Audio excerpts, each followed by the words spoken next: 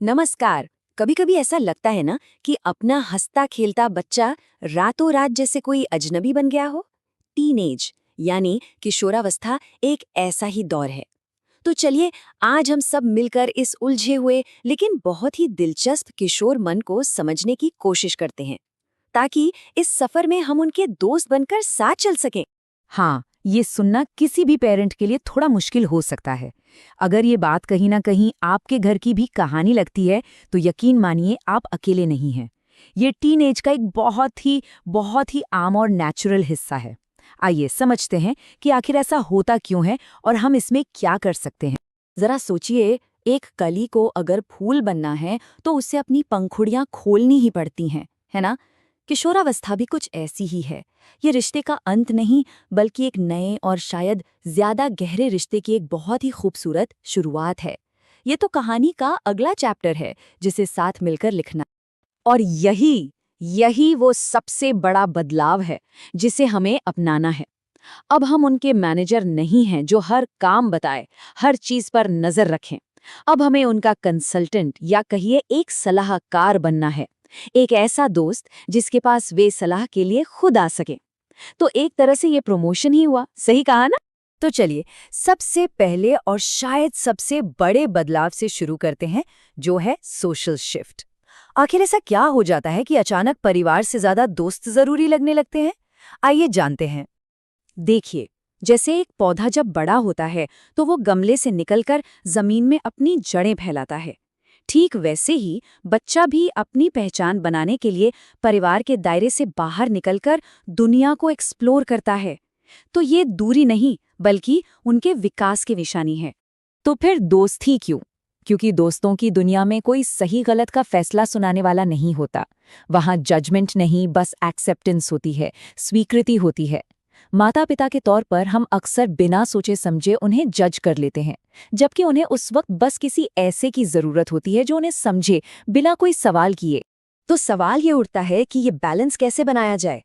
कितनी निगरानी रखें और कितनी आज़ादी दें? ये एक ऐसा सवाल है जो लगभग हर माता पिता को परेशान करता है।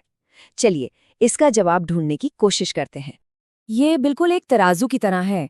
एक तरफ अगर बहुत ज्यादा निगरानी करेंगे तो उन्हें लगेगा कि हम उन पर भरोसा ही नहीं करते, और दूसरी तरफ अगर निगरानी बिल्कुल ही छोड़ दी तो शायद वो भटक सकते हैं। हमें इन दोनों के बीच का एक ऐसा रास्ता खोजना होगा जो विश्वास की एक मजबूत डोर से बंधा हो। तो ये विश्वास बनता कैसे है? बहुत छोटी छोटी चीजों से, जैसे उनके कमरे में जाने से पहले दरवाजा खटखटाना, उनकी राय को महत्व देना, घर के नियम बनाने से पहले उनसे बात करना, उनके दोस्तों को घर बुलाना। यही छोटी छोटी बातें हैं जो विश्वास की नींव रखती हैं, जहां आज़ादी और जिम्मेदारी साथ साथ चलती हैं। अब बात करते हैं पहचान की। एक टीनेजर आखिर खुद को ढूंढता कैसे है? अक्सर अपनी शक्लो सूरत और अपने कामों के जरिए।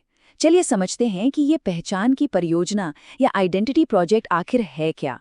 कई बार बच्चे शीशे के सामने घंटों बिताते हैं ना।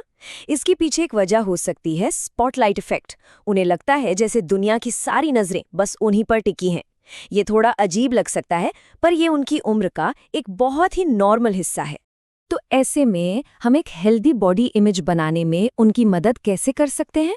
उनकी तुलना किसी और से कभी ना करें, उनके लुक्स पर कमेंट करने से बचें, उन्हें बताएं कि शरीर में बदलाव आना बिल्कुल नॉर्मल है, और सबसे जरूरी बात, खुद एक पॉजिटिव रोल मॉडल बने। लेकिन तब क्या होता है जब पहचान की ये खोज टैटू बनवाने या तेज गाड़ी चलाने जैसे जोखिम भरे रास्तों पर चली जाए? ये वो मोड़ है जहां पहुंचकर माता-पिता सबसे ज्यादा डर जाते हैं। हमें ये समझना होगा कि हर रिस्क सिर्फ बगावत नहीं होता।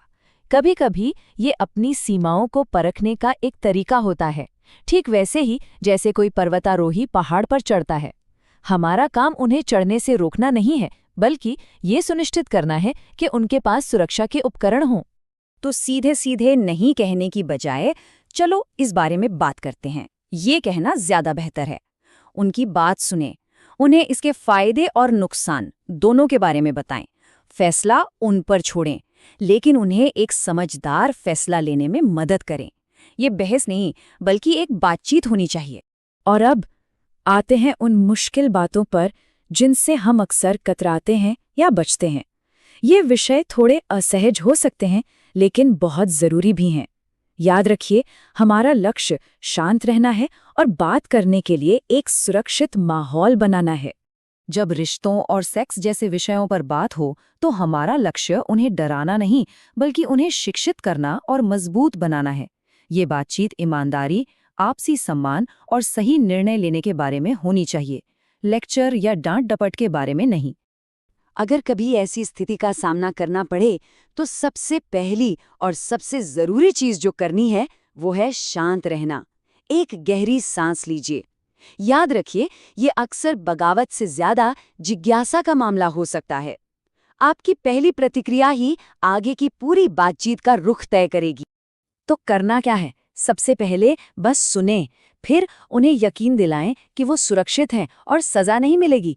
उनकी भावनाओं के बारे में बात करें और फिर मिलकर ऑनलाइन सेफ्टी और असली रिश्तों के बारे में बात करके समाधान निकालें। इस तरह एक डरावना पल भी सीखने और विश्वास बनाने का एक मौका बन सकता है। तो इन सब बातों का मतलब क्या निकलता है? इसका मतलब है कि हमारे रिश्ते को अब एक नए एग्रीमेंट, एक नए समझौते की जरूरत है। एक ऐसा समझौता जो विश्वास और सीमाओं पर टिका हो। चलिए इन सभी बातों को एक साथ जोड़कर देखते हैं। हमारा काम एक ऐसा पुल बनाना है जो उन्हें बचपन से बड़े होने तक सुरक्षित रूप से ले जाए। हमारा लक्ष्य उन्हें इस पुल पर चलने से रोकना नहीं है, बल्कि ये पक्का करना है कि वो पुल मजबूत हो और वो सुरक्षित तरीके से उसे पार कर सकें। उनकी आज़ादी ही हमारी सफलता है। और हमेशा याद रखिए, ये जो अलगाव दिखता है वो स्वाभाविक है। वो बस एक वयस्क के तौर पर अपनी पहचान बना रहे हैं, जो कि बिल्कुल सामान्य है। और सच कहें तो हम भी तो यही चाहते हैं। तो सोचने वाली बात सिर्फ इतनी है, हमारी भूमिका अब एक मैनेजर से बदलकर सलाहकार की हो रही है और ये एक प्रमोशन है।